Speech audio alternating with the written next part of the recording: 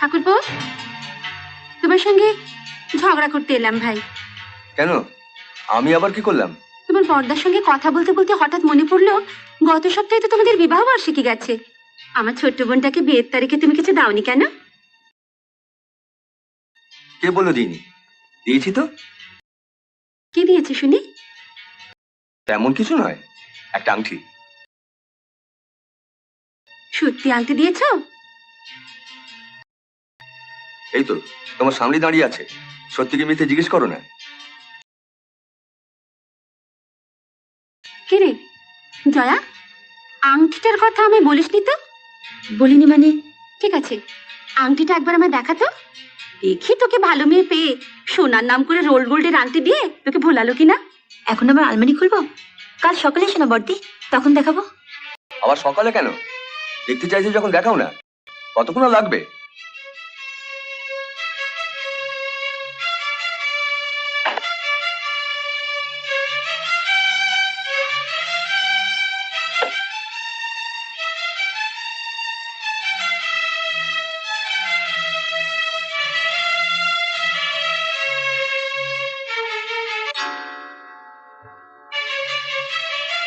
আংটিটা সুন্দর না?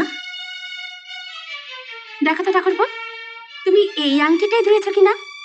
ওই দেখি।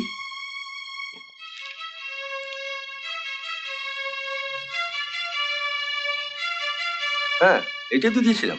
একটু ভালো করে দেখো না। না না, দেখার কি আছে, এটাই দিয়েছিলাম।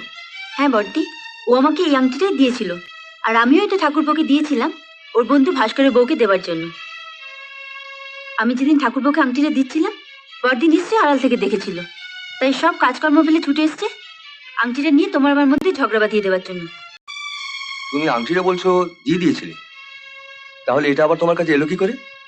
বেচারা বড়দি যখন সকালবেলা গুড্ডুকে স্কুল থেকে আনতে গেছিল, তখন ভাস্কর এসেছিল ঠাকুরপোর খোঁজে। সেজ বৌদি, বিক্রম বাড়ি আছে? না, ও তো তোমাদের বাড়িতে গিয়েছে। আংটিটা ওকে দিয়ে দেবেন তো। ও তো এই আংটিটা তোমার বউকে দেওয়ার জন্য নিয়েছিল, ওকে দেয়নি? হ্যাঁ দিয়েছিল, দিয়েছিল, কিন্তু আমি এটা ওর থেকে জোর করে ছিনিয়ে নিয়ে চলে এসেছি। সে কি, কেন? বিক্রম নাকি লোপার, ওকে তো বিয়েতে নেমন্তন্ন করেইনি। ও যখন আংটিটা দিতে গেল ওকে ওকে একবার বসতে পর্যন্ত বললো না, অথচ আংটিটা নেবার সময় হাত পেতে ল্যালা করে নিল। এই আংটিটা পরার অধিকারও নেই। বিশ্বাস করো বর্দি, আমি যদি জানতাম আমি যখন ঠাকুরপোকে আংটিটা দিচ্ছি তুমি তা লুকিয়ে লুকিয়ে দেখেছো, আংটিটা যে ফেরত পেয়েছি সেটাও তোমাকে জানিয়ে দিতাম। তাহলে তোমাকে ওর সামনে এতটা অপদস্থ হতে হতো না। আংটিটা না হয় ফেরত এসেছে, কিন্তু তুমি যে আর সকলকে লুকিয়ে লুকিয়ে ওই লোফারটাকে কত কি দিয়েছো সেটা কি ঠাকুরপো জানে? এইসব ছোটখাটো ব্যাপার নিয়ে মাথা ঘামাবার মতন সময় তোমার ঠাকুরপোর নেই। সব ব্যাপারই ছোটখাটো নয় জয়া, তুমি কি অস্বীকার করতে পারো বিক্রমের প্রতি তোমার কোনো দুর্বলতা নেই? আছে, ভীষণ দুর্বলতা আছে। আমরা 3 বোন, ভাই নেই। এই বাড়িতে এসে ঠাকুরপুর মতন ভাই পেয়েছি, ওর প্রতি তো একটু দুর্বলতা থাকবেই। ভাই, তুমি কি মনে করো আমি কিছু দেখিনি? রোজ রাত্রিরে যখন সবাই ঘুমিয়ে পড়ে তখন তুমি প্রায় বিক্রমের ঘরে যাও না? হ্যাঁ যাই, রোজ মাঝরাতে উঠে আমি বাথরুমে যাই, এটা আমার অভ্যেস। বাথরুমে যেতে গিয়ে যদি কোনো সময় দেখি ওর গায়ে চাদর সরে গেছে, দিদি হিসেবে আমার যে কর্তব্য তাই করি, ভাইয়ের গায়ে চাদর দিয়ে দিই। শুনলে ঠাকুরপো, শুনলে তোমার বউয়ের কথা?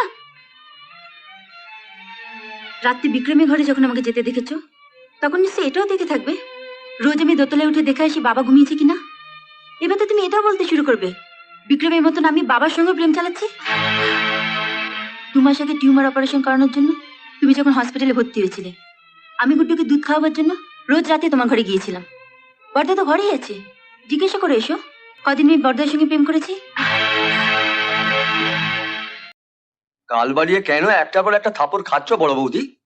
যাও, ঘরে যাও। বৌজা বললো সব বিশ্বাস করলে? বাবা তোমাকে প্রতি মাসে 2000 টাকা করে দিত, আর তুমি সবাইকে বলতে যে বাবা তোমাকে 1500 টাকা করে দেয়। এরপরেও তুমি আশা করো যে এই বাড়ির কেউ তোমাকে বিশ্বাস করবে?